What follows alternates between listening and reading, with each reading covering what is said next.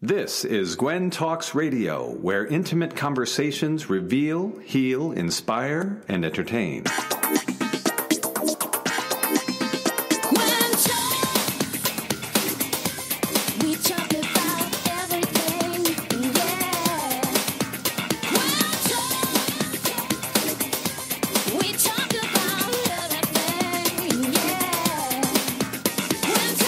And now, here's your host, Tess Cacciatore. All right, here we go. You're listening to Gwen Talks Radio, and I'm your host, Tess Cacciatore.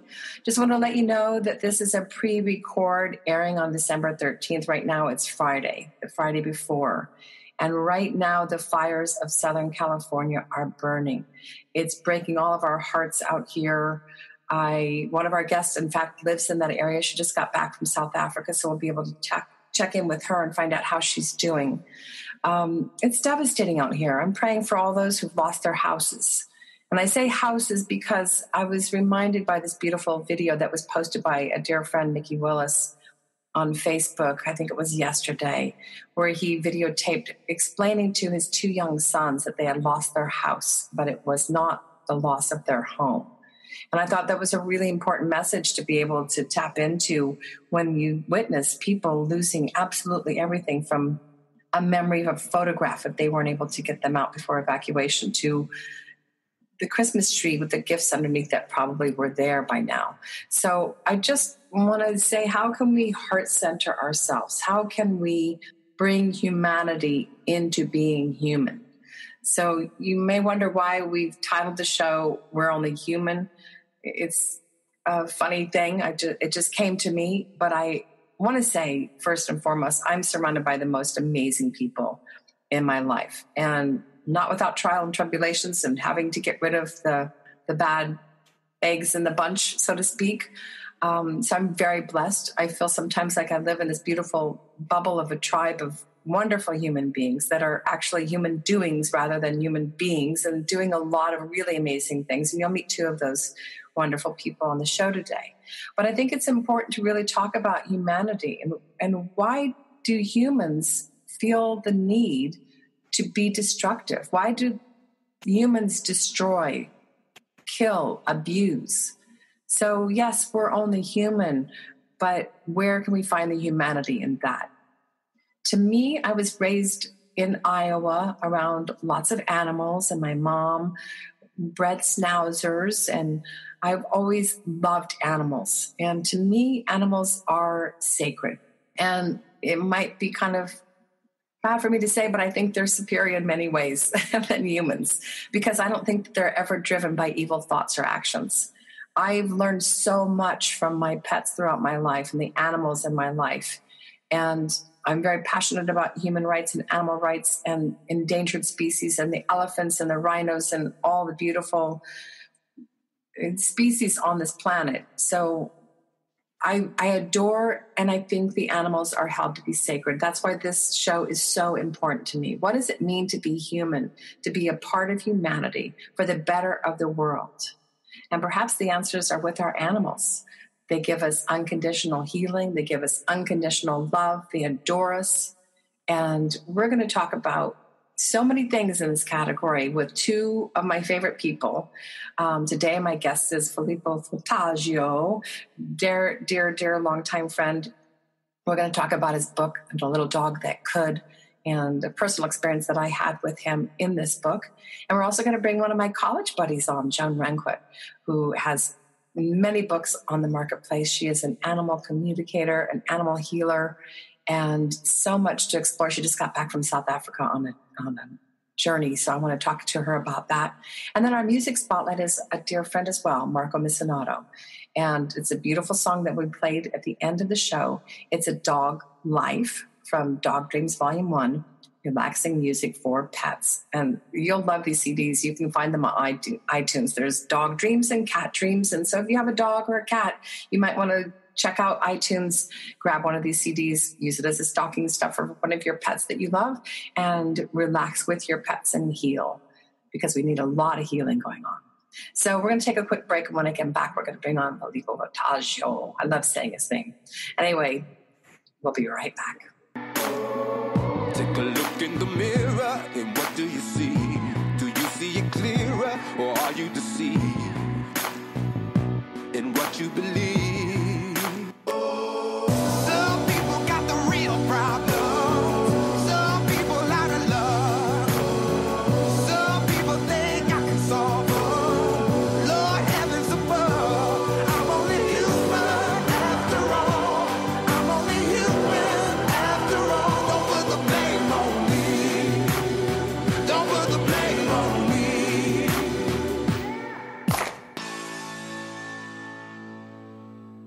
We are back with Gwen Talks Radio. This is your host, Tess Cacciatore. I want to take this time to thank our sponsors and advertisers and just encourage you, if you are an author, you have an event, you have anything that's like-minded, we'd love to hear from you and have you be advertised on our radio show. So I can't even begin to talk about Filippo. I can sit here for the next 3 days singing his praises, and that is a pun, because when I first met Filippo through my dear friend Marlene Schiffner, I met him when he was a singer in Italian festivals, and I had so much fun. He's the consummate entertainer. He lights up a room even when he's not singing, but on stage he's magical and sings obviously bilingually. He speaks fluent Italian, which I'm so jealous of. And I've seen him go through these serious transformations within his life. From the singing, he's never left that. He still sings all the time in different beautiful events. But then he went to a show called Filippo and the Chef, which I was a guest on one of the times. Then he had this really beautiful Life Changes show where it had a live audience and all kinds of beautiful guests. And we're going to talk about the Life Changes show for sure, because it's a really important part of his life. And he brings so much magic to the world with his beautiful partners, Dorothy Lee Donahue and Mark Lejour. And together they have these great workshops and transformational life coaching, and I could go on and on. But let me just bring him on the show and so we can talk. Are you there, Filippo? I am here, and if you're going to say Filippo Voltaggio, I'm going to say Testa Cacciatore. Exactly. Well, I want to do a quick charity spotlight before I forget, because we do these charity spotlights, and the Life Changes Foundation is where we need to put our focus on for this particular segment. And welcome to the show. I just adore you and love you so much. Well, love you too, and I'm so proud of you. Thank you for doing everything you've been doing and everything you're going to do, and for finally getting this show, Gwen Talks, onto the airwaves so people can hear so many things that you are involved in and learn and grow together. Oh, thank you. Well, intimate conversations to reveal and heal, and we all have opinions and thoughts and inspirations that I just am so lucky. I haven't really even had to look outside of my circle in these 9 shows. Is this 10th show? I think this is the 10th show, or maybe the 9th show. Whatever number it is, I am just so lucky to have people like you in my life. And likewise. And you know, when you said we went through a special part of the story of the little dog that could together, I thought how interesting that the story is the story. It happened many years ago, but the story keeps on giving and will probably give forever. And what it gave me is an opportunity to work closely with you as we made the audio of this. And I can't imagine having done it with anybody else. Thank you so much. It's been so special. It's such an honor. We just finished, for those of you who are listening, so you'll look out for that, the Little Dog That Could audio version. We had so much fun, giggling all the way and crying and oh my gosh, you know, because I told everybody I have stacks of books, you know, around me, and I always say I can't read anything right now because I'm trying to finish my own book. And that's when Filippo said, well, let's do the audio book. And I said, that sounds amazing. So we set up shop, and every word, every chapter, every nuance, every lesson you learned was so special. So why don't you give our listeners just a synopsis of it, and then tell people where we can find it. And we're going to dig deeper in about the lessons that you learned as well. And yes, and before I do that, may I mention how it was also special to have your 2 little dear ones around us in the studio? Yes. Oh, yes. So just for those who don't know, I have two cats. One's an American ragdoll by the name of Yuki, and she likes to, sit around looking like a princess queen that she is and posing. But Mustache Miso Monkey Man has his name for a reason. He is a Burmese rescue. And every time Filippo came, he wanted to be petted. He circled his feet and he stepped on the wine refrigerator in the corner, so it goes creak, creak, creak. And maybe Joan will give us a peek into what was in Mustache's mind this whole time when he wanted to come in here and be a part of the book. I look forward to hearing that. I was thinking there was so much dog conversation in the room that the cats were saying, cats are important too. Cats are people too, kind of thing. And they are. Yes, well, exactly. He definitely loves his attention, and they loved having you here. And I can't wait to get this book out into the marketplace. And they miss you. Yes, and thank you. Well, we'll have other projects to do with Gwen and life changes, so there'll be lots more. The recalibration, we're planning something together. Is it January, February? I don't even know. We've got so many things going. But we definitely want to talk about the recalibration here today. But let's talk about the little dog that could, that did, that can, that will forever be in our lives. and happily still does. So 10 years ago, exactly, in a few months, I thought I was rescuing a dog on the street. And what the dog did was change my life and allow me to experience, beyond being human, actually, to experience things that I didn't believe were happening and I couldn't believe were happening.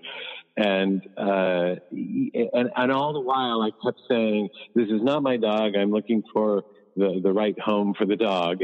And you mentioned Dorothy Donahue, our business partner and dear friend.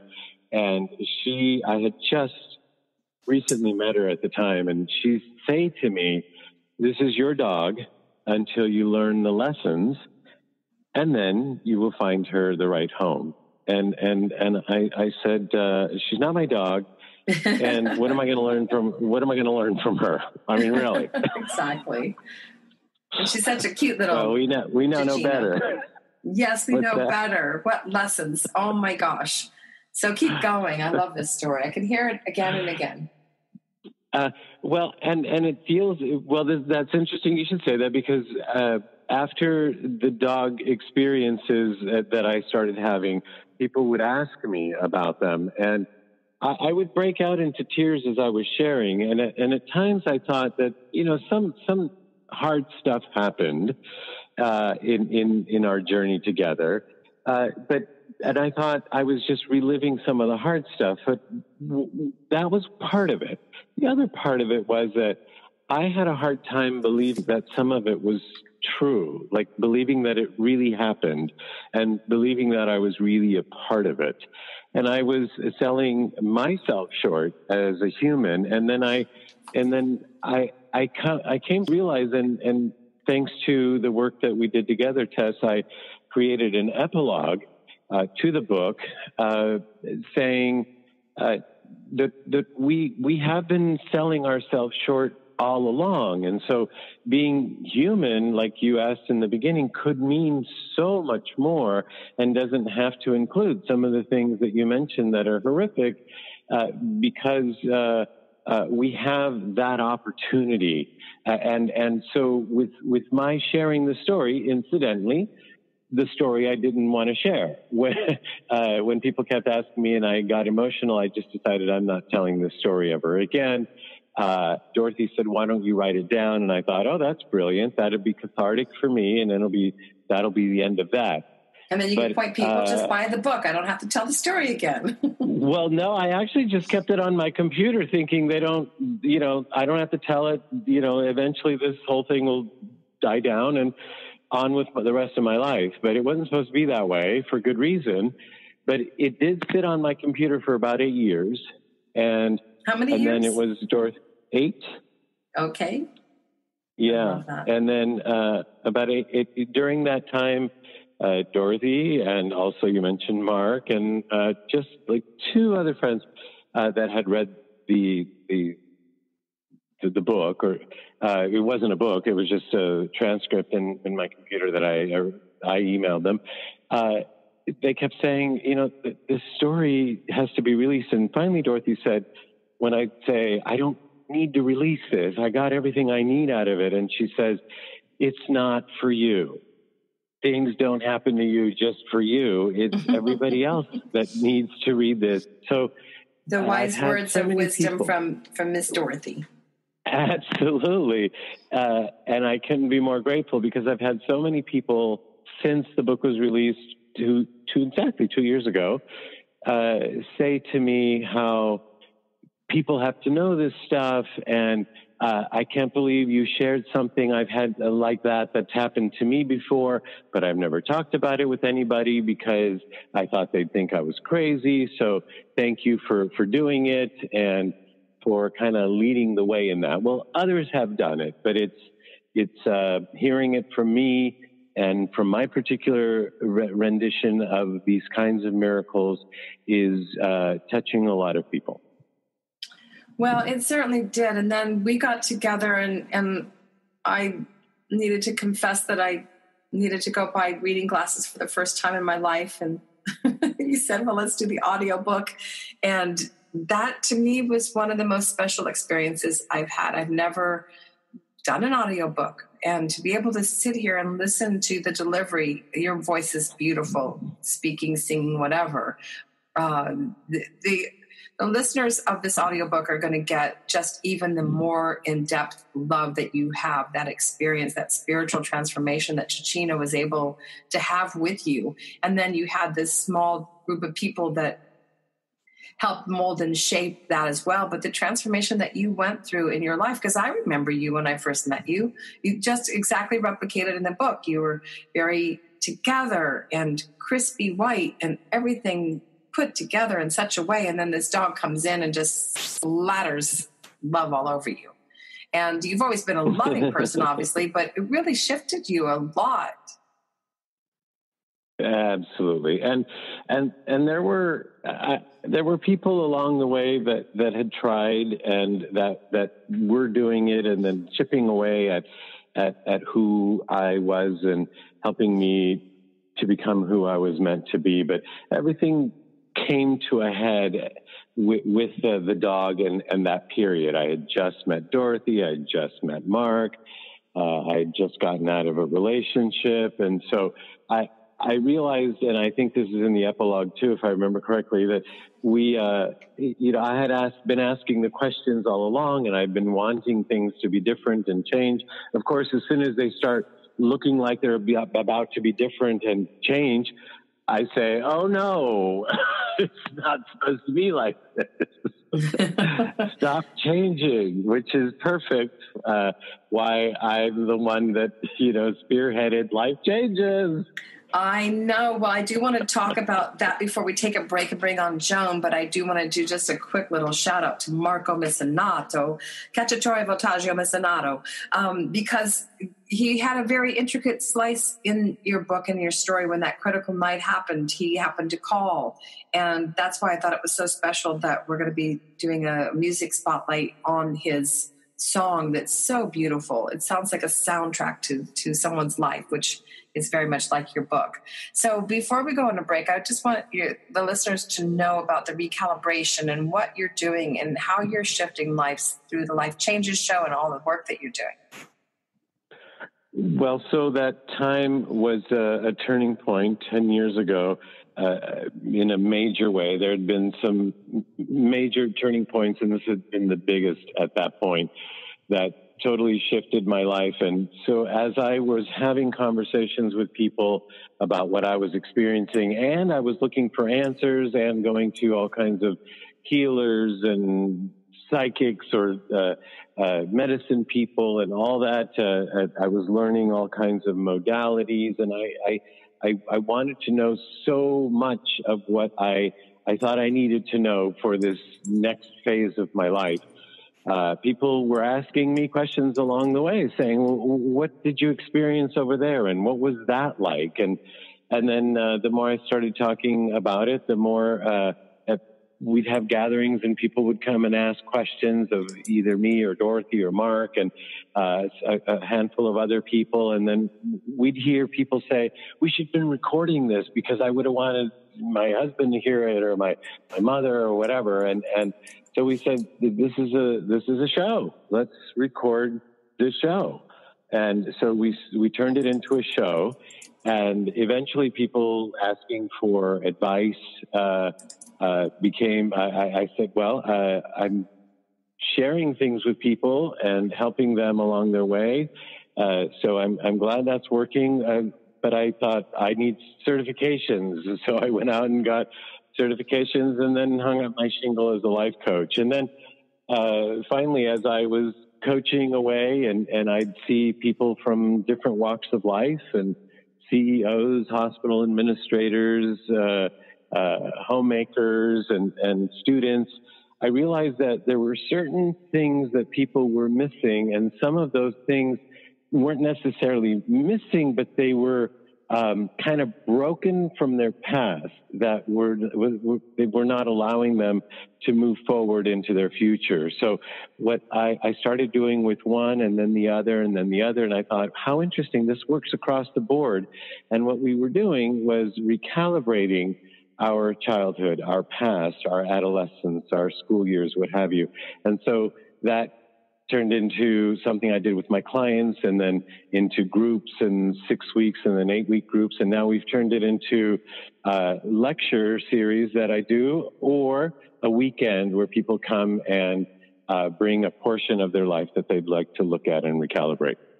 It's exciting. I love that. I did the alchemy class with you and Dorothy a few years back, and I can't wait to do the recalibration, energetic alchemy. So if you're in the Los Angeles area, please look up at the schedule where you can take one of these workshops, or I know that you do phone coaching too. So where can people find you to get a hold of you for that kind of work?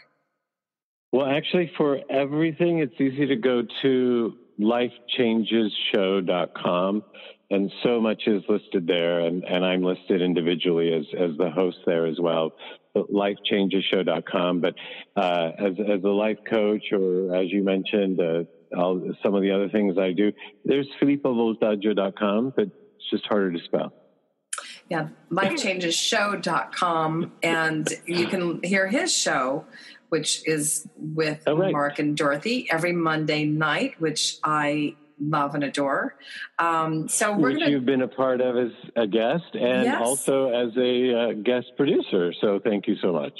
Absolutely. It's always my pleasure because, me and music, and I love all my musician friends. So it's all connected and keeping it in the family. And speaking of family, we're going to take a quick break, and we're going to come back to one of my college buddies who is on the most amazing adventure since I've last seen her in college. So I can't wait to come back. And Filippo, you're going to stay with us because that's how we go. We're going to roll right into the next one, and we're going to have this intimate conversations to reveal and heal. And we'll be right back.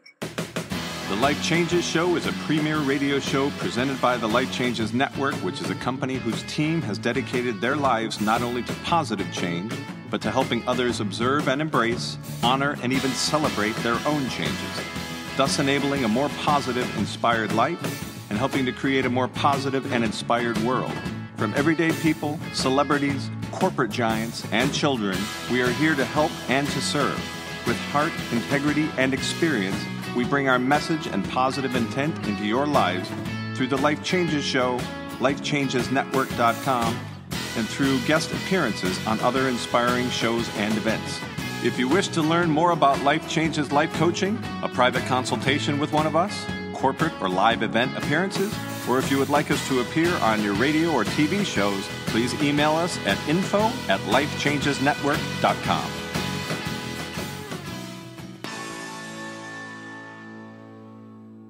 So welcome back to Gwen Talks Radio. This is Tess Cacciatore, and I have Filippo Voltaggio with me. We just are so excited. I know we've been talking about this offline. Joan's been in South Africa on a safari. Hello. So we haven't been able to really introduce the two of them, but I can't wait to bring these two beautiful human beings, because we're only human, together, because Joan is an animal communicator. She's a speaker, a founder of Communication with All Life University, and the author of a couple of books here. We have The Energy Healing for Animals and a hands-on guide for enhancing the health, longevity, and happiness of your pets, and Communication with All Life, Revelations of an Animal Communicator. I think those are both published on Hay House. Joan conducts private sessions as well as teaches animal communication. Boy, oh boy, would I love to do that, because we need to find out what Mustache was doing during that audiobook. She speaks all over the country on animal communication, animal relationships, energy healing, and wildlife. Joan has led animal communication wildlife retreats to swim and communicate with the wild dolphins. I'm going with you next time, Joan. And most recently facilitated a trip to the white lions of the Global White Lion Protection Trust. We get to do a charity spotlight on cheetahhorde.com, which is Cheetah Conservation Fund. That's one of many organizations that Joan supports out there. So Joan, please welcome to the show. Thank you for having me. I'm so excited. When we got together with Melissa Canada, I'm doing a little shout out. Melissa was on my show in October for cancer awareness and her beautiful activism. She brought us together at lunch several months ago, and I remember you back in the Stevens College day, and it was so fun, because we've all kind of gone on our paths from that theater department wonderful world, and you've taken it to such an amazing level. How did you do that arc from where we were back so many, I'll say years instead of decades ago, and how did you get into animal communication? I'm so fascinated. Funny you should ask about that, because it was a long route, but not too unlike being taken on by a dog, like we were just listening to. With Filippo. Yes, with Filippo. His story of how that dog taught him so much. I had a horse, and I grew up with horses, and so when I moved, like everybody in New York, in college, we all went to either New York or, speaking of dogs, I'm being followed by my dogs, and they're in wild moods, so I'm going to lock myself in my bedroom so it's quiet. I hear little toenails clipping on the floor, yeah. and our listeners are used to the fact that we are calling from all over the world with special sound effects in the backyard, or the background. Yeah, so I'm glad your dogs are with us. Yeah, they are, and all the cats. I live with 2 horses, 2 dogs, and 4 cats. So anyway. So speaking of horses, what happened was I eventually moved to Los Angeles after college, and I'd always had a horse. And so I got a horse here in LA, and the horse was very much that, teacher, that best friend, that kind of spiritual inspiration. And what ended up happening was I had her a few years, and she really was like the best friend I've ever had. And I had bred her, and the night she gave birth, she colicked, which in horse world, colic can be either a gassy tummy, or it can be death. And there's a lot in between, but that particular night, she was very, very, very, very sick. And basically, I ended up losing her, and so now I had this orphan colt. And I had used, prior to that, I was still in the film business, and I was still doing a lot of, shows and things like that. And I had used animal communicators. I'd used this one, and it was always so revealing and so fun. And I always felt so connected to my horse. And so here I was losing this horse and ending up with her orphan colt. And, at a certain point with an orphan, you have to bottle feed every hour. So I suddenly was living in a stall, and my horse was in ICU. And eventually I lost that horse and ended up with this orphan colt. And through just a series of events, I ended up feeling very connected to him, and I felt like I developed a communication with him. And it just seems like it was always there for me to do, but I kept putting it off. I kept thinking I wanted to be in this film business and what have you. But eventually, they always say that you get knocked on the head with that thing that you want, that, you know, is there for you to be doing. I feel like an anvil was dropped on my head. And I was basically, it was just always there that communication was possible. So I started, just for fun, I took a class so that I'd have better communication, because I ended up with another horse, of course. So I thought, you know, this will be fun for me and my horses. And the next thing you know, I started doing more and more communication, and it was the mid-90s. So, you know, if you told somebody back then that you were talking to animals, and there weren't that many of us back then, I mean, it was kind of like lighting hay on fire. I was suddenly at everybody's house and talking to their dog and on the phone with this cat, and it was pretty crazy. So now it's a little more common, but back in the day, it was, you know, I was unique and super busy. Well, you're still unique and still super busy. And I love hearing that story, because I don't know if I ever knew that arc of where you came from. And isn't it amazing how we have our gifts, and it takes, and I'm hoping that it's an animated anvil that bounced off your head and not anything to hurt you. But it's so amazing how we ignore our gifts. I think sometimes, you know, I'm guilty of that too. When there's something that's so easy to me, I'm thinking, well, everybody knows how to do this. And then you realize that you have a special, unique gift to give to the world. And how wonderful that you've been able to do that. And I'm so excited for Filippo to be on this show with you, because the journey that he has with his book and Chachina, and I'm just really excited about the communication that you do with animals. So Filippo, jump in here anytime, because I could go in 1,000 different directions with the dolphins and the elephants and the dogs and the cats and the moo-moos and the bonbons. So come on in and join the conversation, please. I'm definitely here. I can't wait to hear more. I'd have 1,000 questions too, but I want to see where y'all going to go with this.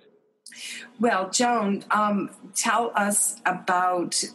Well, first off, I just want to send you a big, heartfelt, big, huge prayer, because I know you're out in the danger area of the fires. You just got back from South Africa, so we could talk about that. But I didn't want another minute to go by without sending you lots of prayers and knowing that if you need anything, I'm right down the road, you know, and I have friends up there that maybe can help, you know, do whatever. So please know that I'm right here. So anyway, tell us about your last trip, you know, that you just came off of South Africa. Well, I just got back from South Africa, Botswana, and Namibia, and I had maybe one of the best trips of my life. It parallels with one of my dolphin trips. And my dolphin trip is this June, FYI. I have one in June. But Filippo, we need to go. It's going to be very fun. Going with the Edgar Cayce Society. So it's, wow.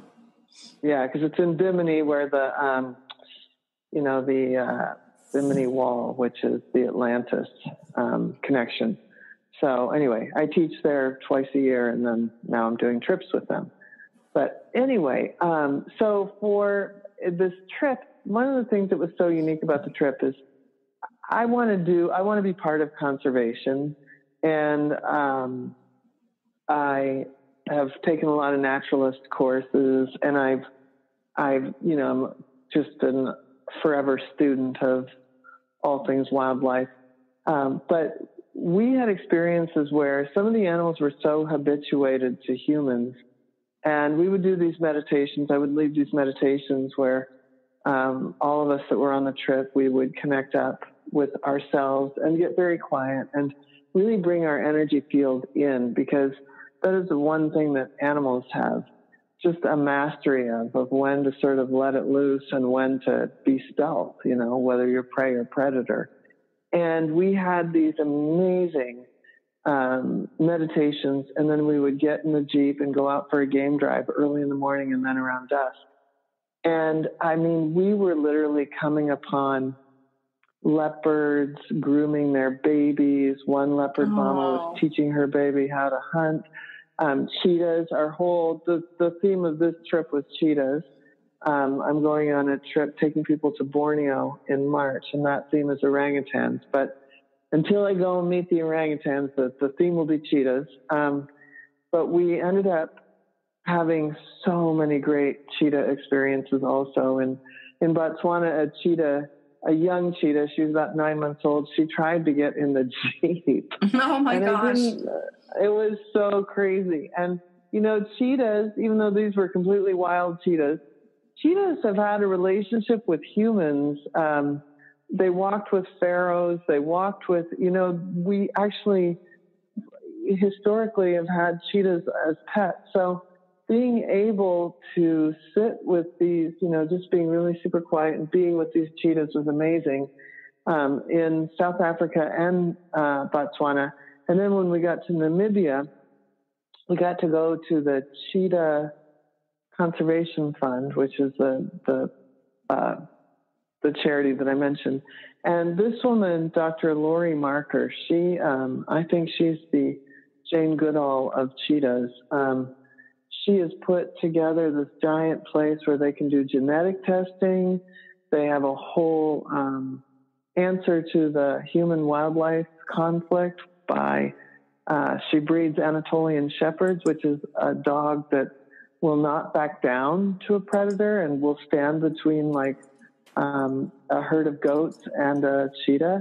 And the reason that that's so important is that one of the biggest things we think over here that, the biggest problem for wildlife is trophy hunting, but also farmers, they think of wildlife as completely a nuisance, just like we have the same problem around Yellowstone and parts of Idaho with the wolves here. It's the farmers that, think that it's a pain in the ass to have a cheetah down the street. So they do a lot of scat detection. So would they have scat detection dogs so they can go back to the farmers and say, no, it wasn't your goat that this cheetah just ate. So they do all this conflict resolution with the farmers by breeding these dogs, educating the farmers. So she saves cheetahs. They have a whole rewilding cheetahs. She's got 35 cheetahs, and then she's got this whole breeding facility for the Anatolian Shepherds, and then a whole plate, she just works on legislation. So it's almost like she's single-handedly with her organization keeping the cheetah on the planet. So, oh my God, she is a shero for sure. That is amazing.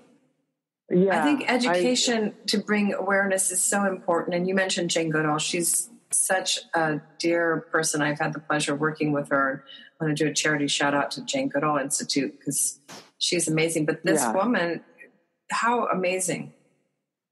Yeah, and it was the sort of thing, too, where, the minute we rolled into the Cheetah Conservation Fund area, she rolled out the red carpet for us, and we had dinners with her and got to tour her facility and hang out with her and learn from her. And so, I did 10 days of game drives and then a few days of conservation. And it was really just an amazing trip and just an amazing journey, and getting to see somebody who has, millions of dollars worth of equipment donated to her so she can keep the cheetahs on the planet.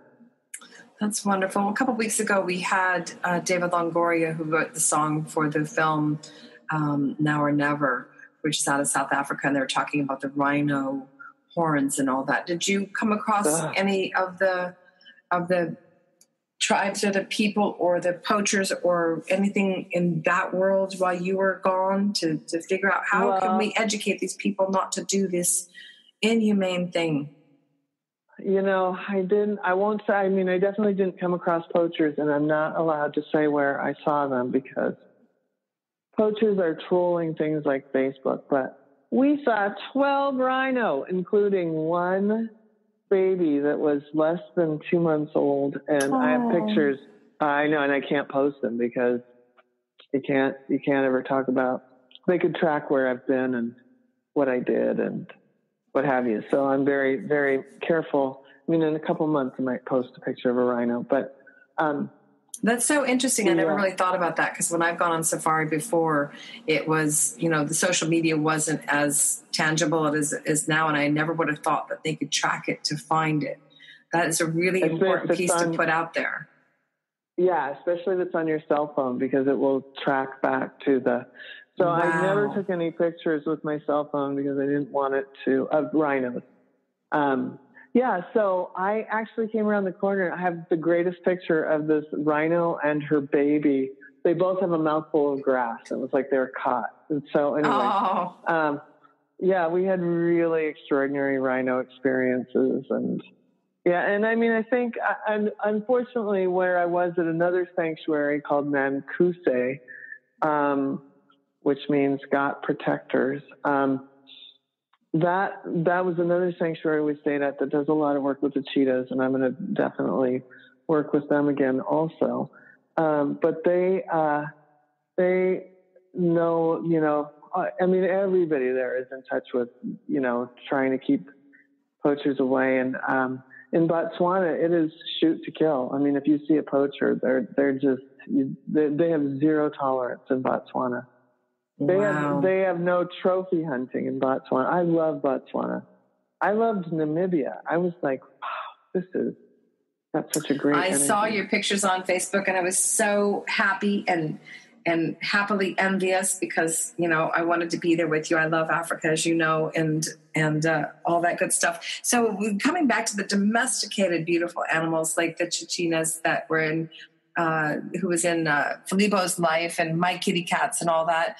Filippo, do you have any questions for Joan with regard to your experience with Chichina?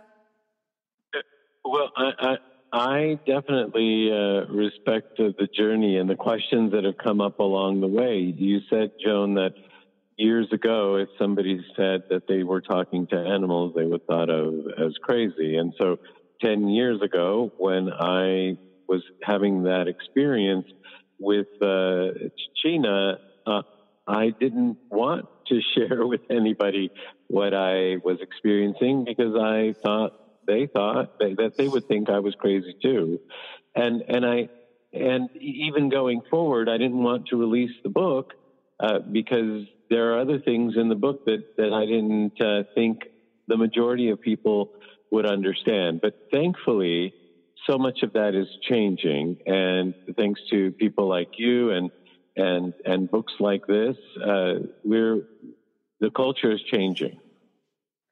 The culture is changing. It is so changing, and I love it because, you know, I always tell my students that come here to classes, it's like, you know, you were probably once a weirdo.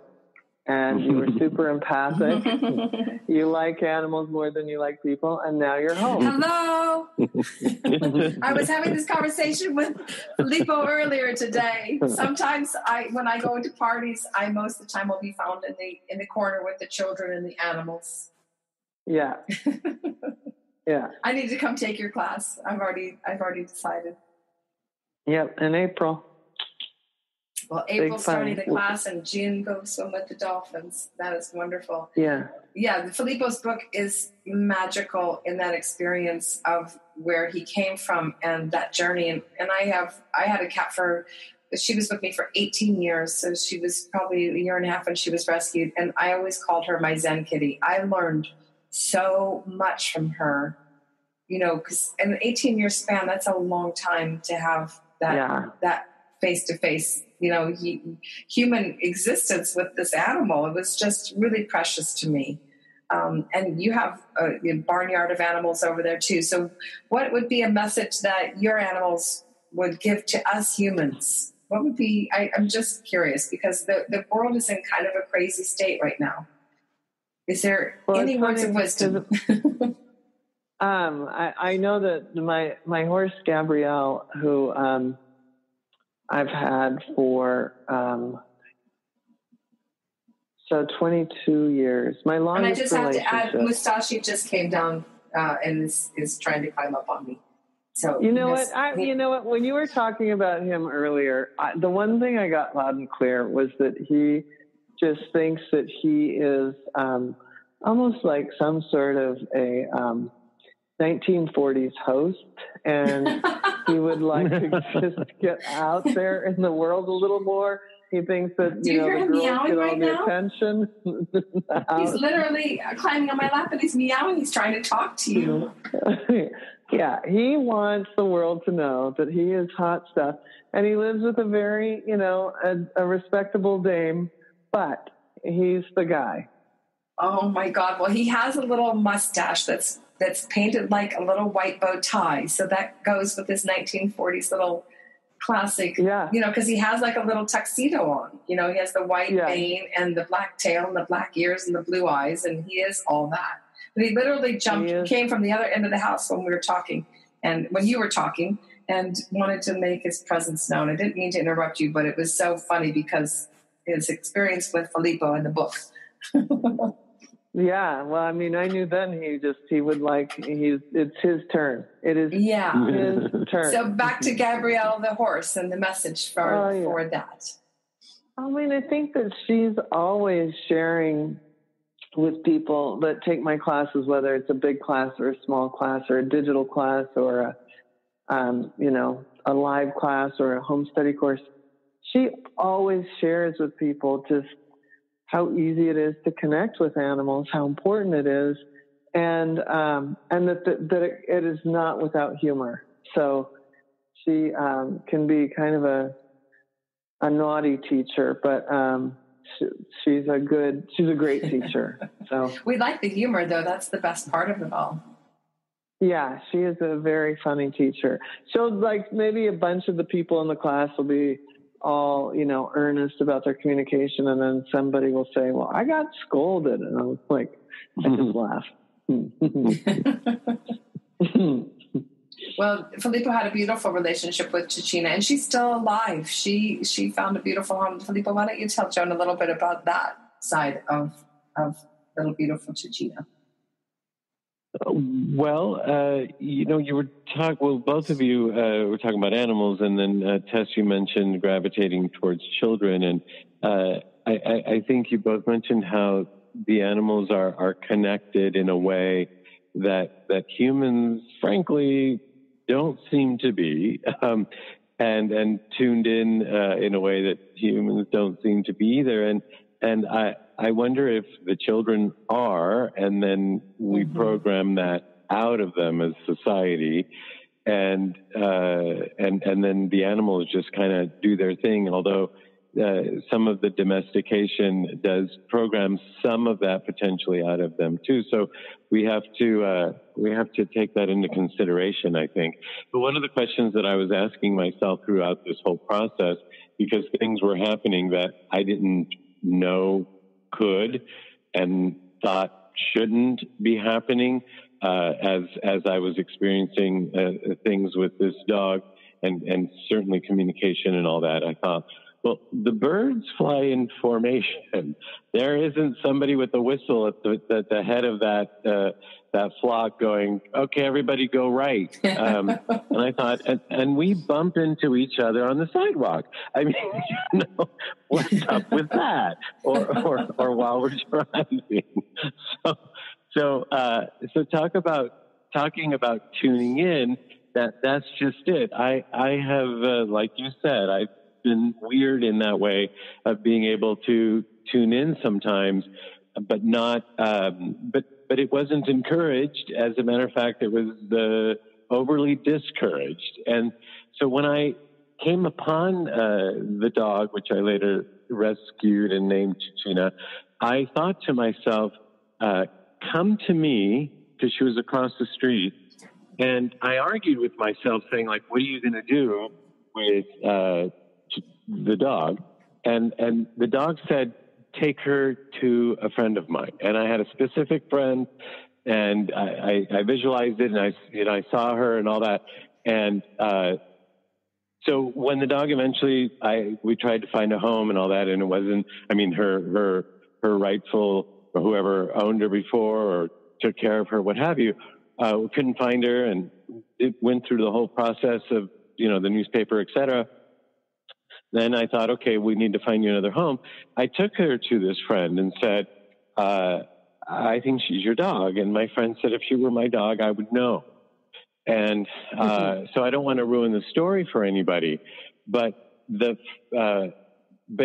towards the end of the story, something reveals itself, and all of a sudden, ta-da! it kind of unfolds in a certain way. But I haven't given away too much because there's a lot more before the ta-da. There's many ta-das in that book, and I encourage you, if you haven't read it yet, please do, or you can listen to it in the early part of 2018, and we'll get that out there. Really speaking of listening, actually, Tess, you mentioned how Marco had a special moment. So yeah, there was one moment that was pretty dramatic in the journey, and Marco called right in the middle of it, and he said, "Play my music for the dog." And so the song which you'll be playing in a little bit is it comes from the CD that I did play for Chichina. Now, you did mention that he also has music for cats. He also has music for horses. So he does? So he does. So there's that. And he also has music for humans. I forgot about the horses. You're so right. That's so wonderful. Well, we're getting to the end of the hour, and we are going to be moving over to that music spotlight. So it was a perfect segue for you to do all that about Marco, which is a mutual friend, obviously. So I just want to circle back around to Joan and then end with you, Filippo, just to tell people where they can find you, and maybe just a pearl of wisdom that you feel like you want to leave the listeners with. My website is joanranquet.com, JoanRanquet.com. And I think the biggest piece of wisdom is just, knowing that you're already communicating with your animals. And so just take that time to take a deep breath and allow the information in.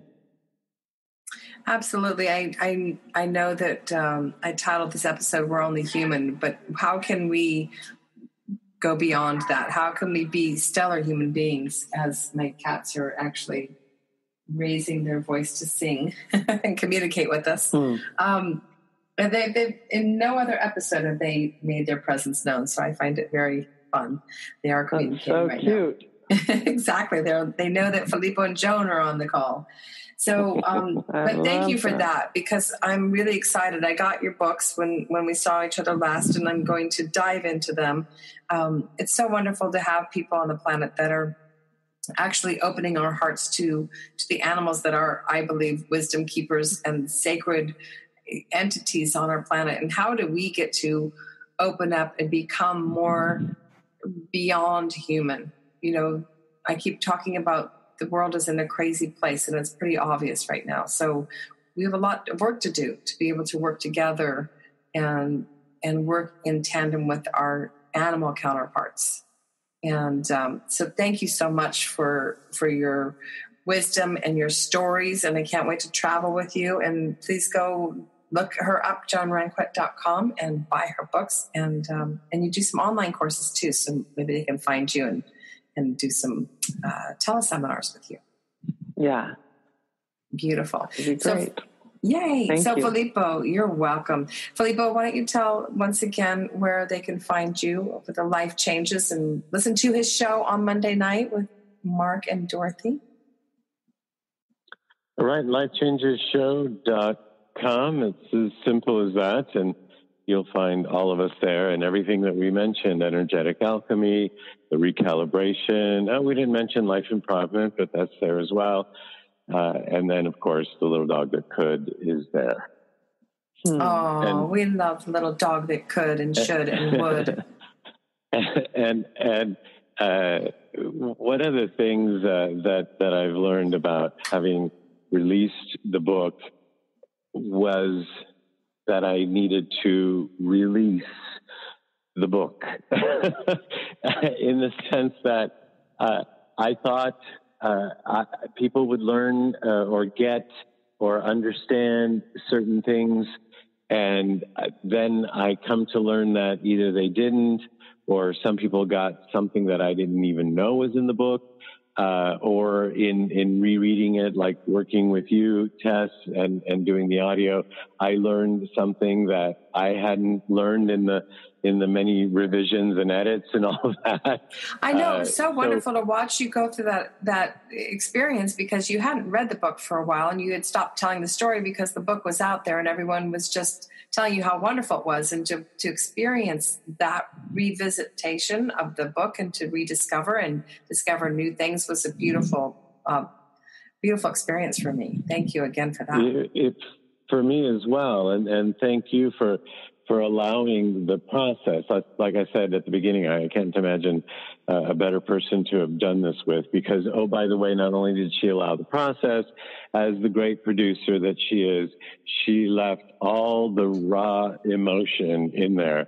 The only time she let me do something over is either if I made a mistake or if I was just blubbering so much you couldn't understand the word. The raw emotion is what was so precious about it, and I can't wait to dig in next to this next level and bring the little dog to life and be a feature film too. So that'll be somewhere in the near future too. Yay! So the answer to your question about how can we be more? So that was one of the things, is that releasing the book and people will get what they will get out of it. And I've had some people who have followed me as a singer who are not into most of what we've talked about, but they've bought the book and read it. And I've heard things like, oh, they have a better relationship with their dog or cat now. And I think that's a big deal. That's a big change for them. And so I'm proud of that and happy about that. And then, of course, there are other people that are on different paths that will understand or get something else out of the book. So releasing that. But for us to be telling our stories, like Joan is doing, Tess, like you're doing, and like you're bringing stories out, and like I have done, and of course Dorothy and Mark and I do through the Life Changes show, the more we come out of the closet, so to speak, and share these stories, we inspire each other and to become more of who some of us already are. It's just we haven't had that encouragement. Yes, remembering. Very nice. Absolutely. Well, I am so thrilled. I could make it a 2-hour show today, but I thank you both so much. We're going to take a quick break, and right after that, we're going to go right into Marco Missinato's song, It's a Dog Life, from Dog Dreams Volume 1. And that is a relaxing music for pets. And there's a cat version and volumes, and as Filippo pointed out, there's ones for horses too. So talk to your animals, love them up, love each other. Let's be kind to one another. And remember, we are only human, but we can be better each and every day. We'll be right back.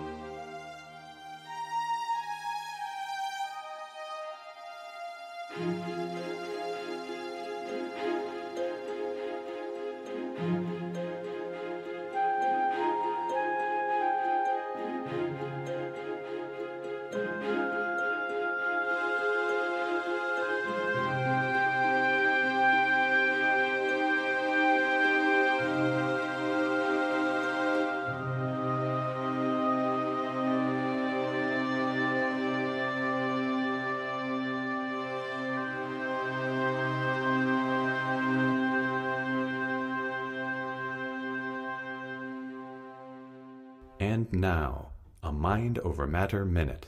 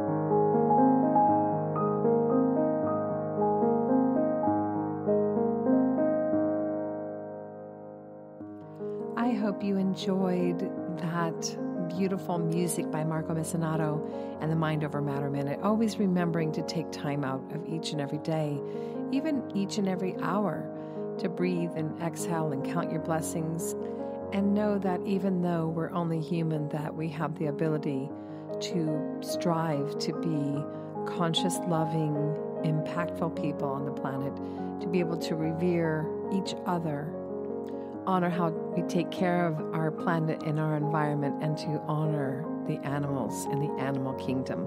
I want to thank Filippo Voltaggio. Make sure you look out for his book, The Little Dog That Could, and look up Joan Ranquet to find out all of the books that she has to do. The workshops for both Filippo and Joan are absolutely incredible. And maybe I'll see you in June to swim with the dolphins. Remember, the world is much better with you in it. And until next time, have many, many blessings. Thank you for listening. Visit us at gwen.live and join our Gwen community. Share what's on your mind.